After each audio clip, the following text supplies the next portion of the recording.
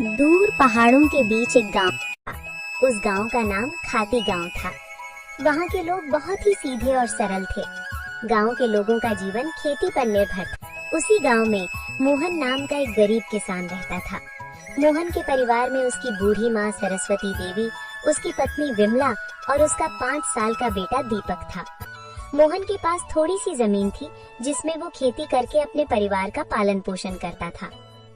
उगता हुआ सूरज दुनिया के लिए रोशनी लाता है, पर मोहन के लिए ये सिर्फ एक और दिन की जद्दोजहद लेकर आता है।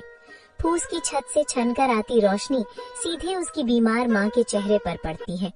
मोहन, आज दीपक को क्या कहूँगी? कल रात उसे बहलाकर सुला दिया था कि सुबह उठते ही गर्मा गर्म खाना मिलेगा। अब वो जागने वाला है, चूल्हा ठंडा पड़ा है और मेरी ममता लहूलुहान हो रही है। क्या हम इतने बदनसीब हैं कि अपने बच्चे को एक वक्त की रोटी भी नहीं दे सकते? भरी आंखों से। बिमला, तुम्हारी ये खामोश सिसकियां मेरे कलेजे को चीर देती हैं।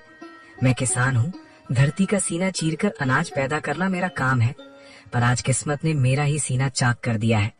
जमींदार के चक्कर काट काट कर पैर के जूते घिस गए, पर वो उधार देने को तैयार नहीं। पर हार नहीं मानूंगा, आज फिर जाऊंगा। शायद खुदा को मेरी मेहनत पर नहीं तो इस मासूम दीपक की भूख पर तरस आ जाए। सरस्वती देवी अंदर से खांसते हुए, बेटा मोहन, पास आ। देख, मेरा अंत समय करीब है, पर मुझे अपनी मौत का डर नहीं है। मुझे डर है कि कहीं मेरी गरीबी तेरे ज़मीर को न खा जाए। बेटा, भूख बहुत बड़ी चीज है, बड़े बड़ों का ईमान डिगा देती है। पर तू वादा कर, चाहे पेट पीठ से सट जाए पर कभी किसी का बुरा नहीं करेगा। भगवान की लाठी बेआवाज होती है पर चोट गहरी करती है। माँ, आपके संस्कार ही मेरी पूंजी है। मैं खाली हाथ लौट सकता हूँ, पर कलंकित हाथ लेकर इस घर में कदम नहीं रखूंगा। मोहन जमींदार के घर चला जाता है। नंगे पांव, फटी हुई कमीज और आंखों में उम्मीद की आखिरी चमक लिए मोहन जमींदार की हवेली के बाहर खड़ा है। सूरज की तपिश उतनी नहीं चुभ रही थी जितनी पेट की भूख और घर में बीमार माँ की कराह चुभ रही थी।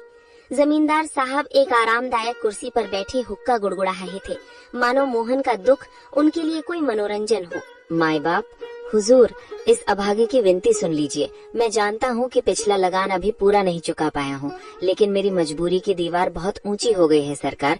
घर में चूल्हा 3 दिन से ठंडा पड़ा है। मेरा 5 साल का बेटा दीपक, जो अब तक खेलता कूदता था, आज भूख से मारे निढाल होकर जमीन पर पड़ा है।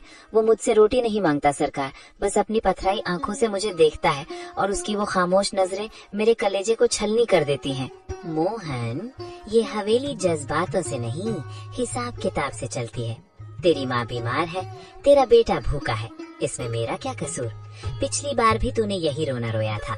ये धरती प्यासी है तो मैं क्या करूं?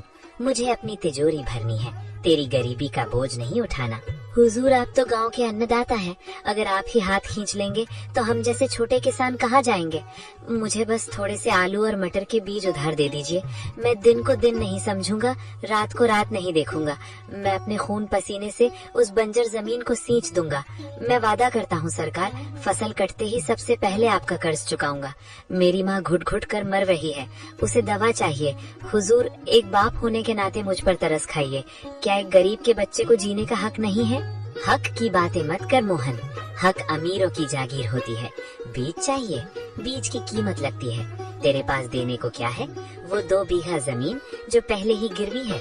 जा, यहाँ से दफा हो जा। अपनी इन भीगी आंखों से मुझे पिघलाने की कोशिश मत कर। जब तक पिछला हिसाब बराबर नहीं होता, तुझे एक दाना भी उधार नहीं मिलेगा। हुजूर, आज आप मुझे यहाँ से खाली हाथ भेज रहे हैं, पर याद रखिएगा, गरीब की आह बहुत गहरी होती है। मैं अपनी मेहनत बेचने आया था, अपनी खुददारी नहीं। अगर खुदा ने चाहा तो मेरी मिट्टी भी सोना उगलेगी। आज आप मेरी गरीबी का मजाक उड़ा रहे हैं, पर वक्त का पहिया घूमेगा हुजूर, वक्त का पहिया जरूर घूमेगा। मोहन अपनी फटी हुई आंखों में आंसू लिए भारी कदमों से हवेली की सीढ़ियां उतर गया।